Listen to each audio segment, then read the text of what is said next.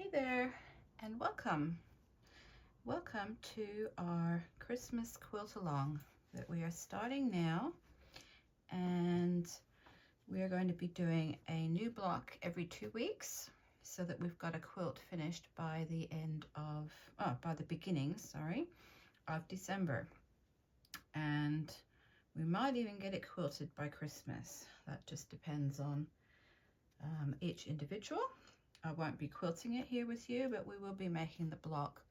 So what I thought we would do was start a really beginner friendly quilt along and make a sampler. And I started with, I'll start with doing it on the blog. And then I thought, no, I'll do it on YouTube as well. And on YouTube, I will make a Christmas version. So I've got here a whole bunch of scraps that are left over from a kit that I got. It's called the Vintage Christmas Fabric Kit from Lori Holt of Bee in My Bonnet. And I haven't actually finished that quilt, the vintage quilt, Christmas quilt, but I will. I'll keep going. But in the meantime, I know that I've got lots of fabric, and I thought it'd be nice to make a quilt that will sort of go along with it and match, and so that's why I thought we'd start with that. Now the first block is going to be very, very simple. So like I said, it's a beginner sampler quilt, and I'm deliberately starting really simple, and then we're going to sort of build on our skills each fortnight and get a bit more difficult each fortnight. So if you're a beginner, this is perfect for you. If you're not a beginner, it still might be a bit of fun, and depending on the fabrics that you use, every quilt's going to look different. So I'd encourage you to, join in if you like to, and you'll have a sampler done by by Christmas, hopefully. Okay, so as I said, we're going to start with a really simple block first. And that is the simple 4-patch. This is going to be quite a large block. It's going to be 12.5 inches unfinished. So what we mean by finished and unfinished is when you make your block, it's going to be 12.5 inches. And we call that unfinished because you're going to put it in the quilt and you're going to lose 1/4 inch all the way around when you sew it into the quilt. So it'll be 12-inch finished. So these are going to be large blocks, but that will give us, a bit of space to play, and also just to work on your seam allowance and all that kind of stuff. So this is the first block I made with my regular fabric, and I've got a tutorial for this on the blog. And so for my second fabric, or my second sampler quilt, I'm going to use this one, and this. This is going to be my background fabric. So for the whole quilt, you'll need background fabric and then a whole bunch of scraps. And I'll write in the description exactly how much you need, so you don't need to worry about that right now.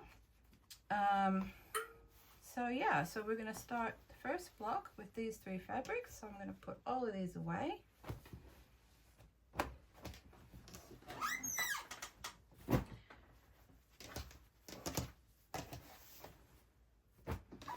And I've already gone ahead and cut out 2 6.5-inch squares from the background fabric, so I can put that away. And I have cut out a 6.5-inch square of this fabric. Now for this block, because it's so big, it's a great block to use fabric that you might want to fussy cut, or that has larger fabric on it, like patterns I mean. So for example, I could have used something like this that has got writing on it. It's got snowman, December 25th, blah, blah, blah. However, I didn't like the color. If it was in a sort of a green or a red, then I probably would have chosen this. But instead I chose these 2 prints that are quite large and that would get sort of lost in another block that has smaller pieces. So I've got that. I also decided to sort of fussy cut this block and try and get these 3 flowers in the middle. And to do that, I used this cute cut ruler, which is 6.5 inches. So to cut your blocks, you're going to need a rotary cutter and a ruler, which for these 2 background ones, I just used a ruler that's 6.5 inches wide, and I just cut out a 6.5 inch strip and then cross cut it into 6.5 inch squares. For this one, I used this little ruler that's 6.5 inches already, and I'll just show you how to do that. And what I'll do is I'll see we've got the 3 flowers here too, so I'm going to show you how to do that real quick. So normally with a normal ruler and rotary cutter, I would just say I was cutting this one out and not worrying about fussy cutting. I would just line this up with the side that's relatively straight, cut down here with my rotary cutter, and go back around, line up my rotary cutter line here on the line that I cut, and then cross cut, cross cut. So I hope that makes sense. I will be doing over time, I would like to get a little library of super beginner how to cut your fabric, pressing stuff and all that kind of stuff together, but I just haven't had time yet. So I hope you can have a look on YouTube. I'm sure there's plenty of videos. For now, this is how it's going to be. So I've got these 3 flowers and they're sort of in the middle. Doesn't have to be perfect. Quilts do not have to be perfect. They're just a bit of fun, and we will get more perfect. Well, we'll get better over time as you practice and do more quilts. So I sort of got that centered, and then I'm just going to hold the ruler with all my fingers like that, take my rotary cutter, and I'm just going to go back a bit. So I've got like that, and then I'm going to go here and here like that, and make sure that I've got that loose. And then you can move the cutting board, or you can walk around your cutting board if you've got space. I don't. So I'm just going to turn it around, and then I'm going to line up my square. I'll find my rotary cutter. Line up my ruler, my square ruler, back over here, as close as I can get it,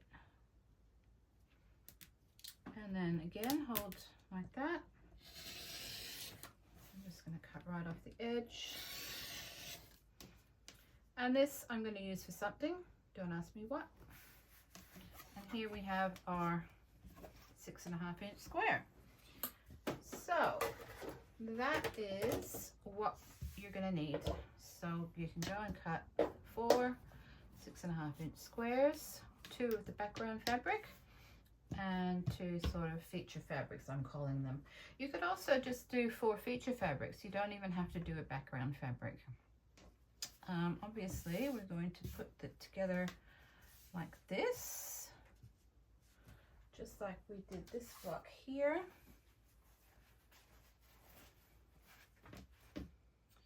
And you can see how much lighter this background fabric is than this one. So every quilt, depending on the fabric you choose, is going to look really different, which is nice. Okay, so we've got all 4 of your squares, and what I want you to do is line them up or sit them next to your sewing machine, just like this. And now we're going to go to the next step, which is of course sewing them together. Okay, so what you need now is your 4 pieces and a pin cushion, and of course your sewing machine. And what we're going to do is we're going to flip this one on top of that one, right sides together, and we're going to pin it. Now I like to pin at the end and then the other end, and then in the middle. I pin going this way because it's so easy. It's much easier for me to pull the pin out like this and put it straight into my pin cushion than it is to pull it out from a different direction. So we've got that, and we're going to go and take it over to the sewing machine and sew it together. Okay, so in quilting we usually use a 1/4 inch foot and a 1/4 inch seam allowance. So with my Bernina, I'm using the number 37, and I will always leave the pin in, put my foot down like that so that it's right on the edge, hold on to this, the thread, and then I'll start sewing. Now, because I've just switched my machine on, my needle's coming up. I've got a little button up here that I can press, and the needle will stay down no matter where I sew.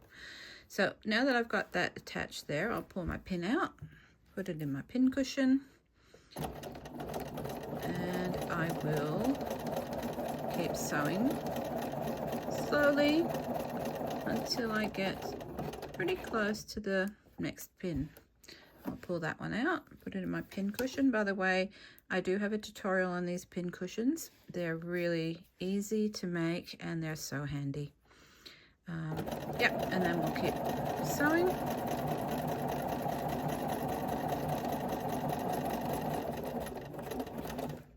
Pull the pin out, keep sewing, lift up my needle, which I can do with my presser foot, and then pull this out, and I usually cut it off on the side. Now, some sewing machines have got thread cutters. I don't like them because I find that they cut them too short and sometimes it'll unravel. So I leave them long and I trim them up later. So we're going to now take this back to the cutting board, which is right here next to my sewing machine, and I'll show you the next step. Okay, we're bringing this across here, and we're just going to open it up like that and lay it back down. Now, I like to do this between every step because then I can make sure that I've sewn the right things together, and yeah, I don't get mixed up. It's not such a big deal and it's such a simple block, but it's a good habit to get into. So I'm now going to do exactly the same as we did with that, but this time this darker fabric is going to go on the background. I'm going to pin it same way, starting at this corner here, up against the edge, and this side, and then in the middle here. I'm going to go and sew that, and I'll bring it back to you and show you. Okay, here it is. We've got this one and we've got that one. So we've got 2 rows done. Now what we need to do next is bring it to the ironing board, and we'll talk about how we're going to press them or iron them, press them, whatever you want to call it. Okie dokes. Okay, here we are at the ironing board. So I've got my 2 pieces. Now just a quick word on ironing and pressing and irons. So I've got a steam iron. It's a Phillips steam iron, and this is where a lot of quilters will disagree, and you will get major arguments sometimes on whether you should use steam and whether you shouldn't use steam. So I have always used steam, but I was taught not to. So that's not quite right then, is it? I haven't always. When I was a beginner, I was taught not to use steam. I was taught to use starch and a dry iron. But as I became a bit more experienced, I decided I liked steam and I was going to use steam. So you've got to work it out yourself. You don't need to do things the way I teach you. I'm teaching you how I got taught, except for this one difference. So yeah, I use a steam iron. Now the first thing we do, we don't press seams in any direction until we set the seam. And by setting the seam, I mean we're going to put the iron down like this and apply heat. And that sort of There are technical terms, but if you've watched any of my videos by now, you know that I'm not a very technical person. But it sort of sets the thread into the fabric, makes it hold together a bit more, makes it look neater. So first of all, we're going to set the seam, and which I just did. And then what we want to do is, usually you'll hear quilters say, press to the dark side. So what we're going to do is we're going to put the light side on the bottom of the ironing board like that, and you can now finger press, which is just press a little bit like that with your fingers, and then take your iron and put it over it like that. Now people will tell you that you need to press, not iron. So ironing is going like this, pressing is going like this. I must admit that I sort of do a bit of both. So I press that, and then I will iron like that. And there we have, we've set the seam, and now we've pressed it towards the dark side. So I'm going to do the same with this other piece. So first we're going to press it, well actually I already pressed it before, but we'll do it again. And then we want to press it to the dark side. So we're going to put the light fabric on the bottom, flip this up like that. Oh, I'm going the wrong direction for the video, sorry. Sort of lightly finger press it like that, and then press it with the iron. Now there is another gadget that a lot of quilters use, and that is called a clapper. So what they'll do is they'll press it, and then they'll put this on top of it. This is the first time I'm doing that because I've never had a clapper, but my friend from the US, my best friend, her husband made one for her and one for me and sent it up, and I got it in the mail the other day. So what that does, apparently, because I had to Google why, it pushes the heat, it holds the heat on there and pushes it sort of back into the fabric. So if you're pressing like that, the heat comes out without the clapper and it just evaporates.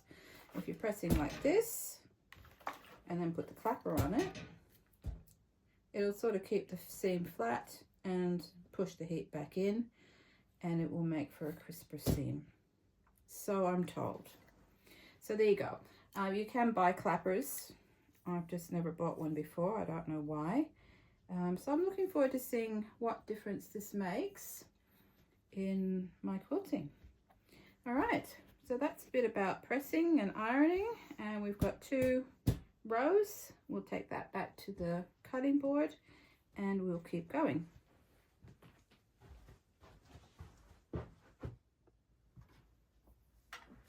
Okay, we're back at the cutting board. We've got our 2 bits here, and I'm going to sit them down how they were before. Now just going back here, I'll just show you that here we go. We've pressed it to that side, to the dark side, and again to the dark side there. All right, so we're going to lay them out the way we did before, and now we're going to pin this to that by flipping this down like that, right sides together. Now in this case we are going to be starting by pinning in the middle, not the sides, and we want to get these nicely, it's called nesting the seams, nicely butting up together. So by having pressed to that side and opposite sides, to the dark side, it will sit nicely flat next to each other.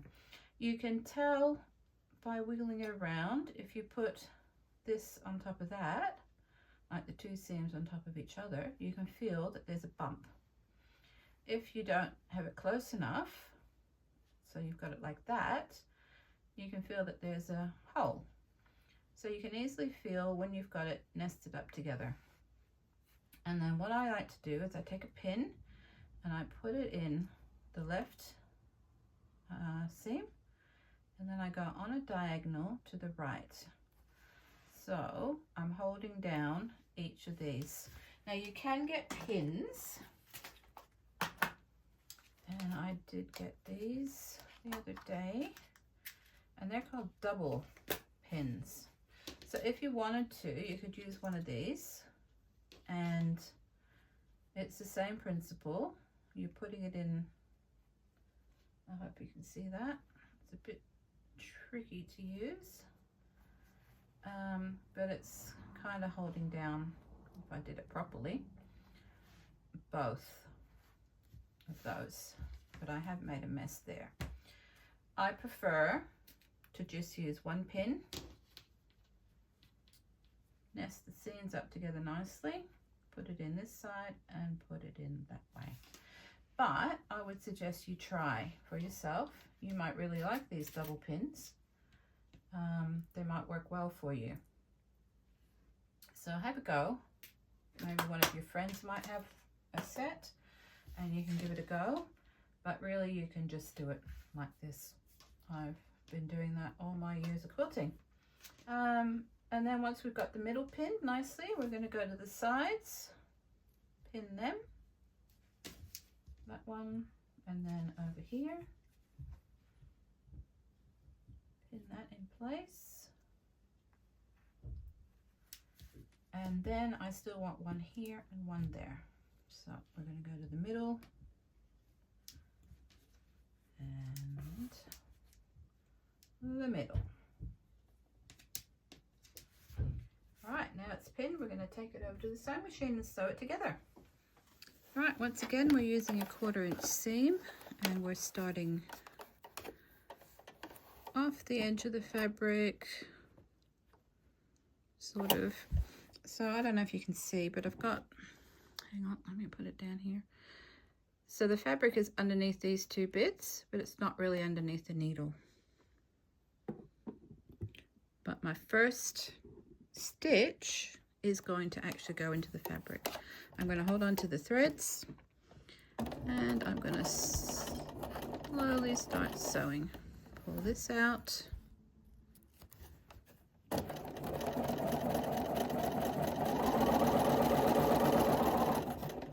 Slow down when you get to the pin. And you can see it's sort of slightly moved that way. You can scooch it up a little, but it's not too much of a problem. Keep going.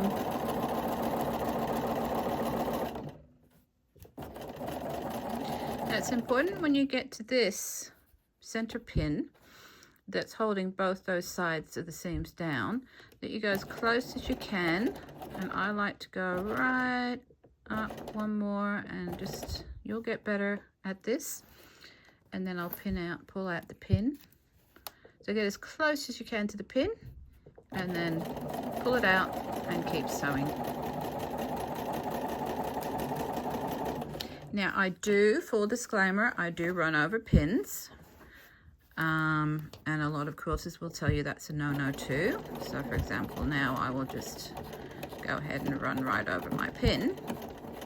As a beginner, I suggest you don't do that. But over time you might start doing that. You can break your needle, you can break your pin. Again, I'm not telling you to do it, but people do it. Lots of quilters do it. I would advise for now, just go right up as close as you can, pull out the pin and finish up there. Again, pull your thread nice and long, and there we have the seam sewn. And let's have a quick look at this before we take it over to the cutting board again. Oh yes, look at that, beautiful, perfect center. So actually we're not taking it to the cutting board, we're going to take it to the ironing board now. Okay, here we go. So we've just sewn this seam here, which means we need to set it. So we'll start by doing that. Just press like that, put the iron up.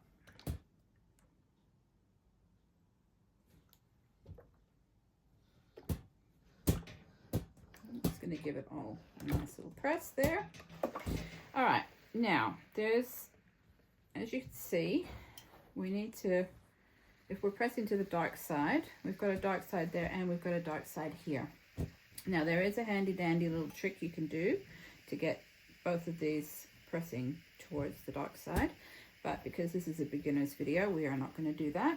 And we're going to do another technique, which is called pressing the seams open. And a lot of quilters actually like to do that with all of their seams, so they'll do that with these seams as well. I don't tend to. So what we're going to do is we're going to finger press it open a little bit like that, and then using your iron, just press it.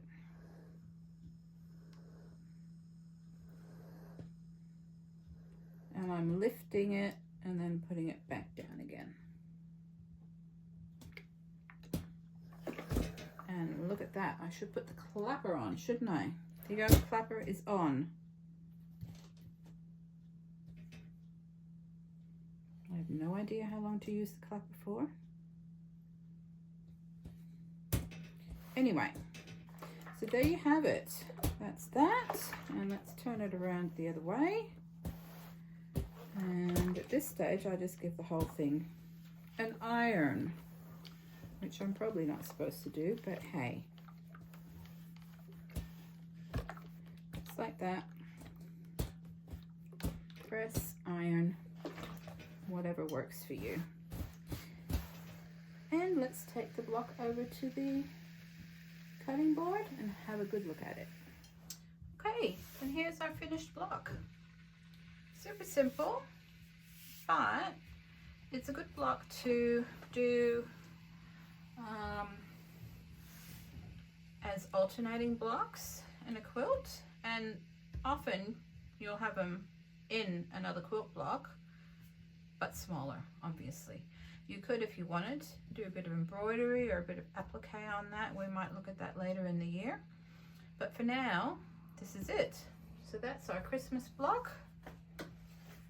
And here is our other block.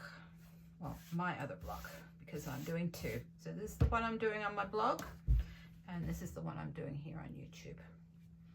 Thank you so much for joining me, and I hope you, if you join in, just let me know in the comments, and let me know which fabrics you're using, whether you're going to do a Christmas one or whether you're going to do a regular scrappy fabric one. And yeah, any questions, please just leave them in the comments and I will try my best to answer them. As if you've watched any of my other videos, I'm not a perfect quilter. I do it because I enjoy quilting and I enjoy teaching other people how to quilt. So I'm not always doing everything by the rules, but I will try and give you different options so that you know what other quilters might be doing as well. The main thing is that as you start quilting yourself, you will learn to take shortcuts, and you can do that, or you might just try and do it by the book every single time. It's up to you. It's your quilt, it's your fabric, so you can do what you like. All right, thank you again, and I'll see you in the next video. Oh, in 2 weeks time, in a fortnight. So I'm going to be doing these on Mondays. The blog post will go up on a Monday, and hopefully so will the video. That's the plan anyway. So again, thank you and catch you later. Bye.